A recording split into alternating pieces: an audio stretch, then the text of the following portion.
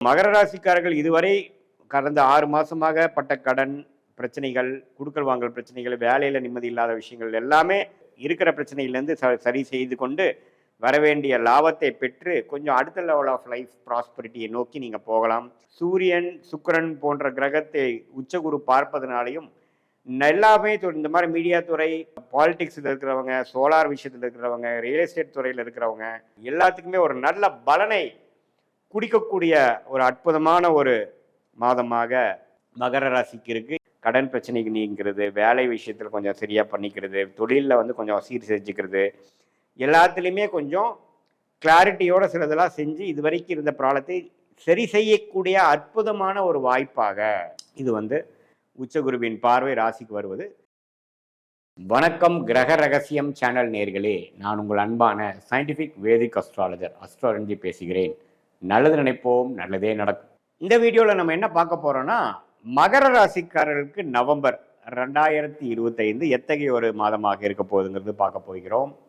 அதாவது இந்திய வேத ஜோதிட அடிப்படையில், ஒளி தத்துவ அடிப்படையில், சயின்டிஃபிக் முறையில் நம்ம வந்து பார்க்க போகிறோம். எந்த விதத்திலும் மிகைப்படுத்தாமல், மூட நம்பிக்கை ஆகிய பரிகாரங்கள் அது மாதிரி விஷயத்துக்கெல்லாம் போகாமல் ஒரு கிரகம் இருக்கும் பொழுது எத்தகைய ஒரு தாக்கத்தை கொடுக்கும், அதோட சஞ்சாரங்கள், அதோட பயிற்சிகள் இந்த ராசிக்காரர்களுக்கு பொதுவாக என்ன ஒரு அமைப்பை கொடுக்கக்கூடியது அப்படிங்கிறதை எந்த விதத்திலையும் மிகைப்படுத்தாமல் உள்ளவாறு பார்க்க போகிறோம்.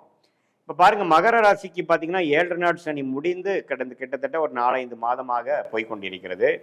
அதே சமயத்தில் சனி 3ஆம் இடத்துல இருக்கிற மாதிரி குரு பார்த்தீங்கன்னா இதுவரை 6ஆம் இடத்துல இருந்து சில கடன் பிரச்சனைகள், குடுக்கல் வாங்கல் பிரச்சனைகள், செலவுகள் அதிகம், தேவையற்ற அலைச்சல்கள்லாம் கொடுத்து கொண்டிருந்த அந்த குரு 7ஆம் இடத்துக்கு வக்ர ரீதியாக, அதிவக்ர ரீதியாக வந்து உச்சம் பெறுகிறார். அது ராசியை பார்க்கிறார். அது வந்து ஒரு உன்னதமான ஒரு டைம் ஆக்சுவலாக. ஏன்னா எப்பவுமே ஒரு உச்சகுரு ராசியை பார்த்துட்டாருன்னா நமக்கு பிடிச்ச சில விஷயங்கள் நடக்கும். நமக்கு சில விஷயங்கள் விடை தெரியாத சில விஷயங்களுக்கு நமக்கு ஒரு விடை கிடைச்சிரும். மனசு சாந்தப்படும், அந்த இணை பிரியாத ஒரு பயம் நீங்கும். ஸோ அது அருமையான அமைப்பு. ஸ்டார்டிங் ஆஃப் த மந்த்லேயே பார்த்தீங்கன்னா குரு உச்ச குருவாக இருந்து அதிவக்கரத்தில் வந்து ஒரு டெம்பரரியாக ஒரு ஃபியூ மந்த்ஸ்க்கு வந்து குரு உங்கள் ராசியை பார்க்கறது இந்த மாதிரி ஒரு டைமில் ஒரு வரவேற்கப்பட வேண்டிய ஒரு விஷயமாக இருக்கிறது. அதே சமயத்தில் ராகு 2ஆம் இடத்திலும், கேது 8ஆம் இடத்திலும் இருந்து அவர் சில விஷயங்கள், சில இன்வெஸ்ட்மெண்ட், சில உடல் உபாதைகளுக்கு வேணுங்கிற சில அமைப்புகள் பண்ணிட்டு இருக்காரு ஒழிய, பட் இருந்தாலும் குருவின் பார்வை வந்து நம்ம நல்ல ஒரு அமைப்பு. அது வந்து ஒரு 2 மாதம் 3 மாதம் தான் இருக்கும். அதுக்கப்புறம் எகெயின் அவர் வந்து 6ஆம் இடத்துக்கே போயிடுவார். ஸோ இந்த சில 2 மாதத்துக்கு நீங்கள் சில நல்ல விஷயங்களாக செய்து, உங்களுக்கு தேவையான விஷயங்கள் செய்து இருக்கிற பிரச்சனையிலிருந்து நீங்கிறது, கடன் பிரச்சனைக்கு நீங்கிறது, வேலை விஷயத்தில் கொஞ்சம் சரியாக பண்ணிக்கிறது, தொழிலில் வந்து கொஞ்சம் சீர் செஞ்சுக்கிறது, எல்லாத்துலேயுமே கொஞ்சம் கிளாரிட்டியோட சிலதெல்லாம் செஞ்சு இது வரைக்கும் இருந்த ப்ராப்ளத்தை சரி செய்யக்கூடிய அற்புதமான ஒரு வாய்ப்பாக இது வந்து உச்சகுருவின் பார்வை ராசிக்கு வருவது. என்னதான் அதிவக்கரமாக வந்தாலும் அவர் வந்து கொஞ்சம் வேலை நமக்கு சாதகமாக செய்யதான் பண்ணுவார். அதை நீங்கள் உபயோகப்படுத்தி கொள்ள வேண்டும். அடுத்தபடியாக பார்த்தீங்கன்னா, அந்த மாத கிரகம் என்று சொல்லப்படுகிற ராஜயோகாதிபதி சுக்கிரன் பாருங்க, 9ஆம் இடத்துல நீச்சமாக இருந்தாலும் அவர் கொஞ்சம் அடுத்த 2 வாரத்திலேயே, நவம்பர் 2nd வீக்லேயே பார்த்தீங்கன்னா 9ஆம் இடத்துலேருந்து 10ஆம் இடத்துக்கு வருவது அருமை.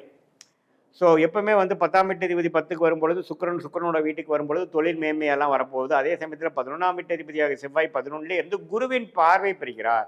அதே மாதிரி இன்னொரு ராஜயோகாதிபதியாகிய புதன் 9ஆம் வீட்டதிபதி 11ஆம் இடத்துக்கு வந்து குருவின் பார்வை பெறுகிறார். அற்புதமான ஒரு அமைப்பு. ஸோ மகர ராசிக்காரர்கள் இதுவரை கடந்த 6 மாசமாக பட்ட கடன் பிரச்சனைகள், குடுக்கல் வாங்கல் பிரச்சனைகள், வேலையில் நிம்மதி இல்லாத விஷயங்கள் எல்லாமே ஓரளவுக்கு நவம்பர் மாதம் சரி செய்து கொண்டு இருக்கிற பிரச்சனையிலேருந்து சரி செய்து கொண்டு வரவேண்டிய லாபத்தை பெற்று கொஞ்சம் அடுத்த லெவல் ஆஃப் லைஃப் ப்ராஸ்பரிட்டியை நோக்கி நீங்கள் போகலாம்.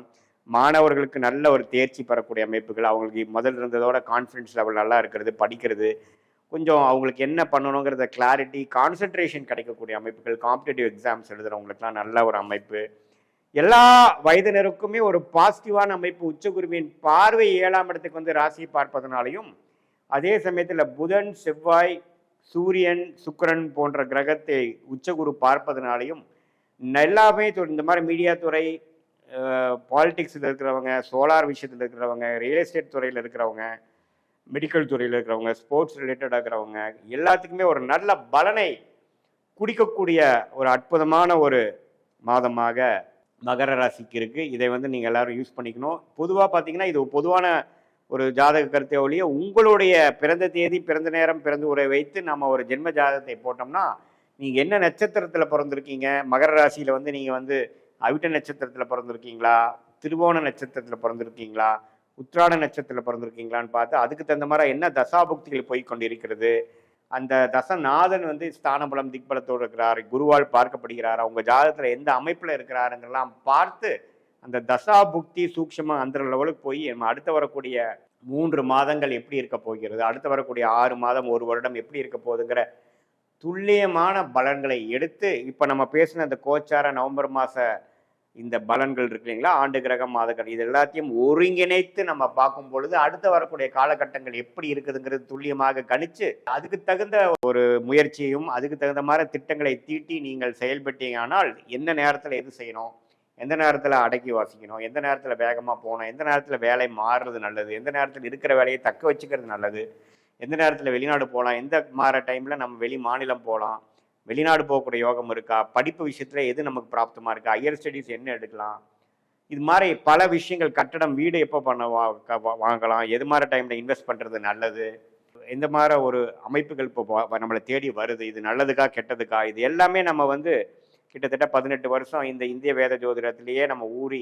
சயின்டிஃபிக் வேதிக் அஸ்ட்ராலஜி முறையில் எந்த விதத்திலையும் மிகைப்படுத்தி பார்க்காமல் உள்ளது உள்ளவாறு பார்க்கும் பொழுது அடுத்த வரக்கூடிய விஷயங்கள் எப்படி இருக்குது, இது நமக்கு சாதகமாக இருக்கா, இப்போ இருக்கிற கன்ஃபியூஷன் நீங்கிற மாதிரி இருக்கா, நம்மளுடைய அடுத்த வரக்கூடிய ரூட் வந்து நம்ம எப்படி போக போகிறோம், இப்படி போகலாமா அப்படி போகலாமா, எந்த நேரத்தில் அதை எடுக்கலாம், இது எல்லாமே நம்ம வந்து இந்த இந்திய வேத ஜோதிட அடிப்படையில் சயின்டிஃபிக் அடிப்படையில் நம்ம அதை துல்லியமாக பார்த்து இப்போ நம்ம பேசின இந்த மகர ராசிக்கூட கிரக பலன்களையும் சேர்த்து வைத்து பார்க்கும் பொழுது வீண் விரயங்களாகிய சமய விரயங்கள், பொருள் விரயங்களை தவிர்த்து நமக்கு என்ன செய்யணுமோ அதை நேர்கோடியாக செய்து நம்மளுடைய பிராப்தம் நம்மளுடைய கர்மாவை தெரிந்து கொண்டுவேயானால் தேவையற்ற வேலைகள், தேவையற்ற செயல்பாடுகள், தேவையற்ற செலவுகளை குறைத்து அது வந்து நேரம் செலவாக இருந்தாலும் சரி, பண செலவாக இருந்தாலும் சரி, அதெல்லாம் தவிர்த்து உள்ளது என்ன கரெக்டாக இருக்கு நம்ம செய்யும் பொழுது எளிதில் வாழ்க்கையில் எதிர்நீச்சல் போடாமல் நம்மளுடைய கர்மாவுக்கு படி நம்ம வாழ்க்கையில்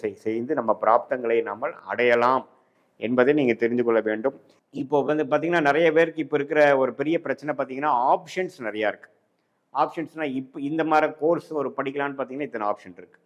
அதே மாதிரி இப்போ பிஸ்னஸில் வந்து டெவலப்மெண்ட் பார்த்தீங்கன்னா பல டொமைனில் நம்ம டெவலப் ஆகலாம். எந்த ஏரியாவில் போகலாம், ஸ்பெஷலைஸ் பண்ணலாமா, அது மல்டியாக போகலாமா, ப்ராட் பேஸ்டாக போகலாமா, அல்லது நேரோ பேஸ்டாக போகலாமா, இம்போர்ட் எக்ஸ்போர்ட் ரிலேட்டடாக போகலாமா, மேனுஃபேக்சரிங் போகலாமா, ட்ரேடிங் போகலாமா, எந்த மாதிரி பொருட்கள் நமக்கு பிராப்தமாக லாபத்தை கொடுக்கும், இதெல்லாம் வந்து நிறைய பேர் பார்த்திங்கன்னா தெரியாமல் போய் இறங்கி நம்ம அதிலே சொன்ன மாதிரி எந்த ஒரு இந்த இருக்கிற காலகட்டத்தில் எந்த ஒரு தவறான முடிவுகளும் பார்த்திங்கன்னா அதுக்கு வேணுங்கிற விலையை கொடுத்துட்டு தான் நம்ம பண்ண வேண்டியதாக இருக்குது. ஏன்னா ஒரு இன்வெஸ்ட்மெண்ட் பண்ணோம்னா அது கரெக்டான ரிட்டர்ன்ஸ் கரெக்டான டைமில் வரலைன்னா அது நமக்கு பாதிப்பை கொடுக்கிறது. இது மாதிரி விஷயங்கள்லாம் நன்கு அறிந்து நம்ம செயல்படும் பொழுது நம்ம வந்து தேவையற்ற செயல்பாடுகளை அவாய்ட் பண்ணி நமக்கு பிராப்தம் என்ன இருக்குது, நம்ம கர்மா என்ன இருக்குதுங்கிறதை தெரிந்து கொண்டு பொது பலன்களையும் சேர்த்து உங்களுடைய துல்லியமான பலன்களையும் சேர்த்து வச்சு பார்க்கும் பொழுது நம்ம வந்து எடுக்கக்கூடிய முயற்சிகள் வெற்றி பெறக்கூடிய வாய்ப்புகள் அதிகமாகக்கூடிய அமைப்புகள் இருக்குது. இதுவே வந்து உங்களோட இப்போ நடக்கக்கூடிய தசைகள் வந்து நல்ல தசைகளாக இருந்ததுன்னா நான் சொன்ன பலன்கள் இன்னுமே தூக்கலாகவும் நல்லா வரும் என்பதை நீங்கள் புரிந்து கொள்ள வேண்டும். இது பொதுவான பலன்களே தவிர உங்களுடைய ஜென்ம ஜாதகத்தில் பார்க்கும்பொழுது ஒன்றுமே துல்லியமான பலன்கள் நம்ம எடுக்க முடியுங்கிறது நான் சொல்ல விரும்புகிறேன். மீண்டும் மற்றொரு காணொலியில் சந்திப்போம். நன்றி, வணக்கம்.